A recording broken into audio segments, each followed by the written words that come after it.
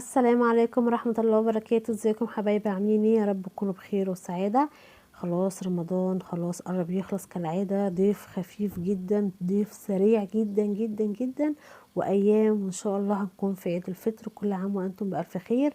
عملت لكم الكحك الدايب بكل اسراره وحاجات انا نفسي ما كنتش اعرفها، وكنت بتلخبط فيها وكنت بعملها غلط، بس لما جربت بقى الطريقة اللي انا عرفتها دي كان ممتاز فعلا زي اللي بنشتريه من بره، بل واحلى كمان.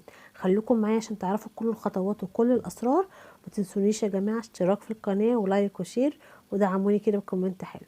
اول حاجه انا هعمل كيلو كحك، يبقى الكيلو كحك عليه نص كيلو سمنه كده على طول. تمام، نحطها على النار تقدح، وهقول لكم الفرق ما بين الكحك اللي سمنته مقدوحه واللي على البارد، ايه فوائده وايه عيوبه.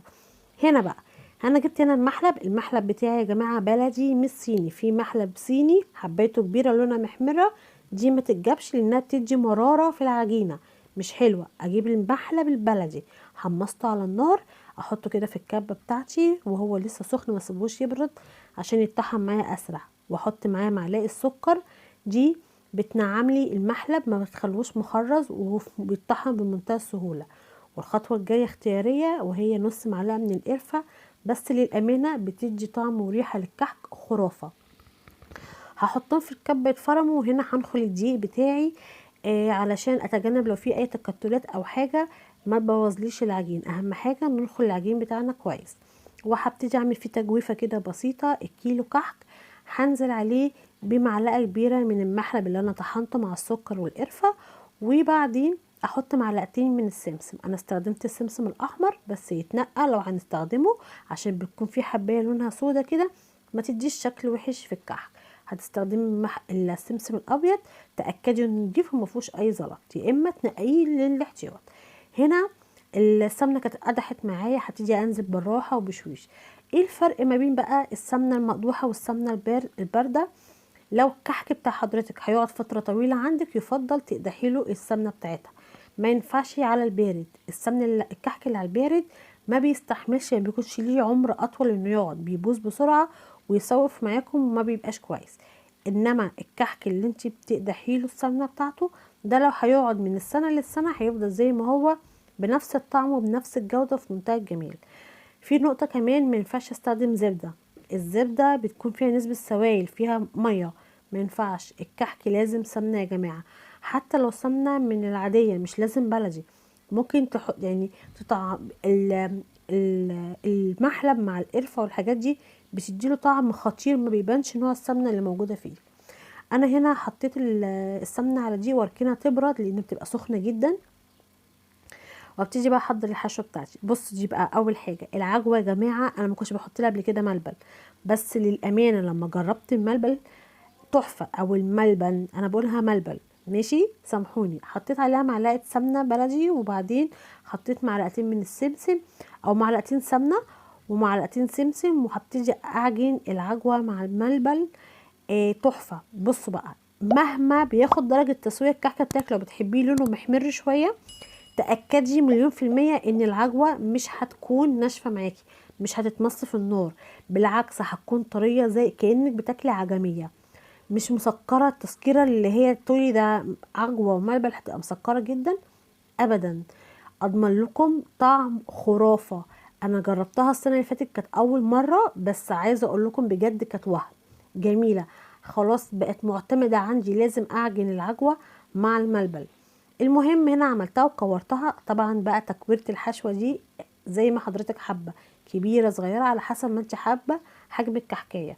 وجبت هنا كيلو من الملبن، وبعدين حطيت عليه شوية مكسرات كانوا موجودين عندي. حضرتك حباه سادة مفيش مشكلة، ما تحطيش اي مكسرات، بس انا عندي بيفضلوا الملبن معاه مكسرات.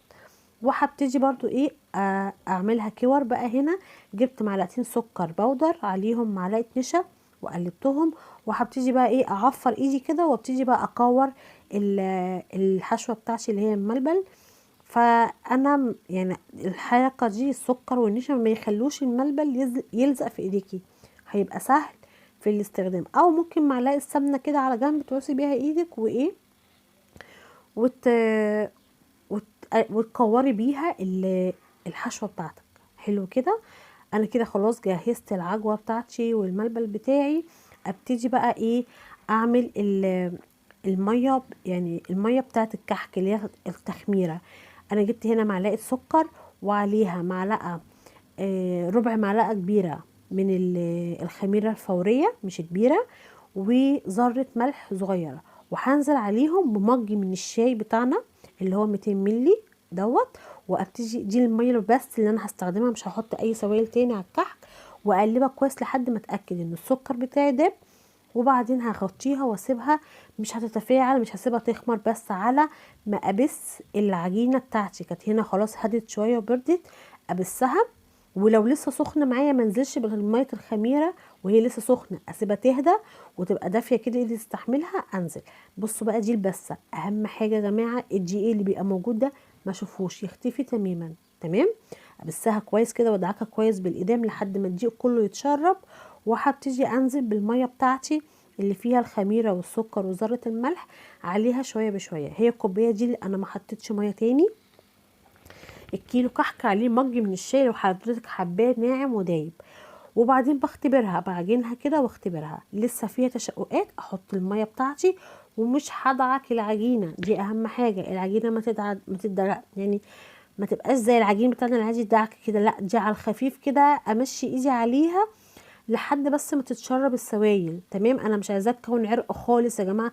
خلي بالكم من النقط والاسرار ديت، خلي بالكم مهمه جدا، هي دي اللي بتطلع لك كحك ناجح 100%.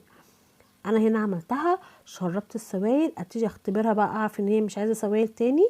بمسك قطعه كده واكورها واضغط عليها، ما فيهاش اي تشققات كده، نجحت معاكي وحلوه قوي قوي قوي، مش محتاجه سوائل.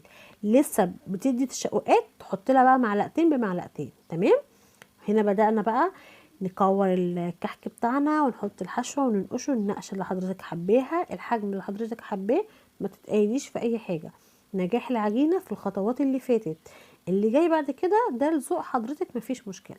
حلو قوي كده، تمام. انا عملت عجوة وملبل زي ما اتفقنا.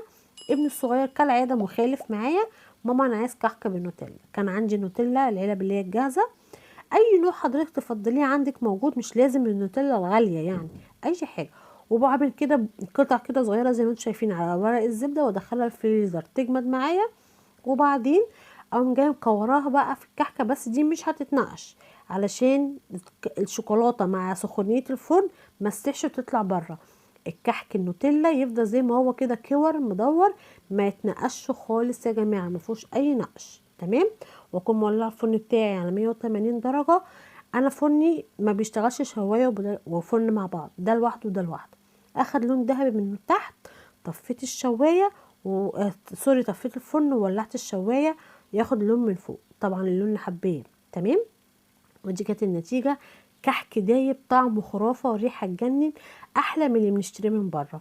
اتمنى يعجبكم، ما تنسوش الاشتراك في القناه وتفعيل الجرس. الف هنا وشفا، السلام عليكم ورحمه الله وبركاته.